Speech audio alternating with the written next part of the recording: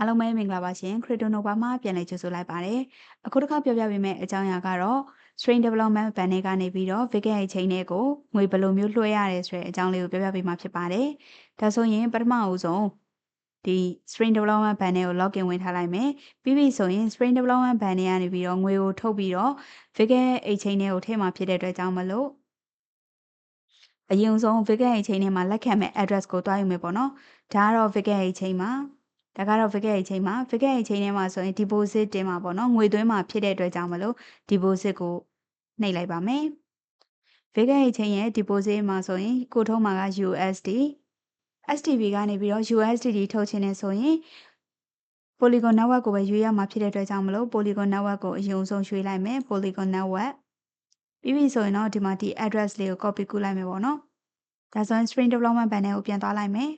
ဒီမှာဆိုရင်ငွေထုတ်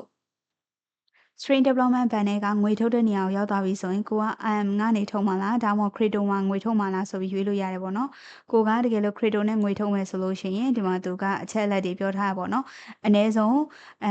ထုတ်မဲ့ပမာဏက$10ဖြစ်ရမယ်ပေါ့ဒါဆိုလို့ရှိရင် address ကတော့ခုနကတော့က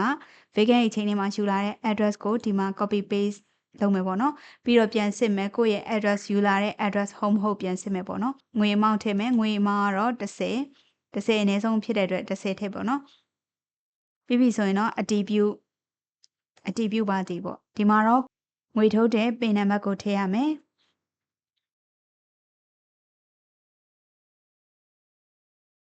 pin နံပါတ်ကိုထည့်ပြီးသွားတဲ့အချိန်မှာသူကဒီမှာကိုယ့်ရဲ့ cash out successful requested ပေါ့နော်ကိုယ့်ရဲ့ပတ်စံကိုထုတ်ပြီးသွားပြီဆိုတဲ့အကြောင်းဒီမှာသူက successful ဖြစ်တဲ့ဆိုတဲ့အကြောင်းလေးပြောပြီးသွားပြီဆိုရင်တော့ခဏလေးစောင့်လိုက်မယ်ပေါ့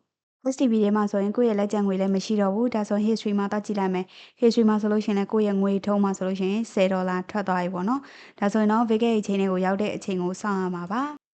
ဒါဆိုရင်တော့ STB တွေကနေပြီးတော့ Vega အချိန်တွေကိုလွှဲလိုက်တဲ့$10ရောက်လာပြီကိုက history ကိုပြန်ကြည့်ချင်တယ်ဆိုဒီမှာ deposit ကိုပြန်နှိပ်ပြီးတော့ deposit ရဲ့အောက်နားလေးမှာ history မှာဆိုရင်$10ပါတယ်ပေါ့နော် on the chain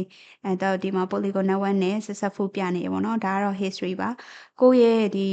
ငွေရောက်မရောက်ဆိုလို့ရှိရင် history မှာပြန်ကြည့်လို့ရတယ်ဒါမှမဟုတ်ကိုအရင်ကအသုံးပြုခဲ့တဲ့ဟာတွေကိုကြည့်ချင်တယ်ဆိုလည်းဒီ history ထဲမှာပြန်ကြည့်လို့ရတယ်ပေါ့နော်ဒီမှာ date ပါတယ်ကိုကဘယ်နှစ်ရက်နေ့ကနေဘယ်နှစ်ရက်နေ့အထိ date ဆိုပြီးတော့ပြန်ပြီးတော့စစ်လို့ရတယ်ဒါဆိုရင် STP တွေကနေ Vega ရဲ့အချိန်တွေကိုငွေဘယ်လိုပြန်ထုတ်တယ်လဲဆိုတာကိုသိသွားပြီလို့ယုံကြည်ပါတယ်ရှင်အားလုံးကိုကျေးဇူးတင်ပါတယ်ရှင်နောက်ဗီဒီယိုလေးမှာပြန်တွေ့ကြရအောင်ပါရှင်